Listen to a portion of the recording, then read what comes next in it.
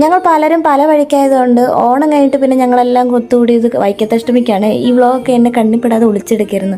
കാരണം voice over എടുക്കാൻ എനിക്ക് അന്നൊക്കെ നല്ല മടിയുണ്ടായിരുന്നു കേട്ടോ. അതുകൊണ്ടാണ് നമ്മളെല്ലാം കൂടി ഒരുമിച്ച് കാറിനാണ് കേട്ടോ വൈക്കത്തോട്ട് പോകുന്നത്. ഞങ്ങളൊരു ഏകദേശം ഒരു വൈകുന്നേരം ആകുമ്പോൾ അവിടെ എത്തി നേരെ അമ്പലത്തിലോട്ട് പോകുന്നു. അതൊക്കെയായിരുന്നു ഞങ്ങളുടെ മനസ്സിലെങ്കിലും അതിനെല്ലാം പാടെ തച്ചുടച്ചുകൊണ്ട് വീട്ടിൽ ചെന്നൊരു രാത്രിയൊക്കെ ആയപ്പോഴത്തേക്കാട്ടോ നമ്മൾ അമ്പലത്തിലോട്ട് പോകാനായിട്ട് ഇറങ്ങിയത്. ബസ് കാർ ഇരുന്നുകൊണ്ട് തന്നെ കുഞ്ഞിക്ക് ദൈവം ഓരോ കഥകൾ പറഞ്ഞു കൊടുക്കുകയാണ്. ഒരു കാര്യവും ഇല്ല, ഉണ്ടാക്കി വരുന്നൊക്കെ പറയുവാണ്. അത് കേട്ടാൽ പാവം അവിടെ കുറേ നേരം ഇരുന്നു. അത് കഴിഞ്ഞ് അവൾക്ക് ഫോണൊക്കെ കൊടുത്ത് അവളെ സൈഡാക്കി കേട്ടോ. ഞാൻ ഇതിൻ്റെ ഇടയ്ക്ക് ആരും കാണാതെ പെപ്സി പൊട്ടിച്ചത് നേരെ കുഞ്ഞിയുടെ കണ്ണിൽ തന്നെ പെട്ടു.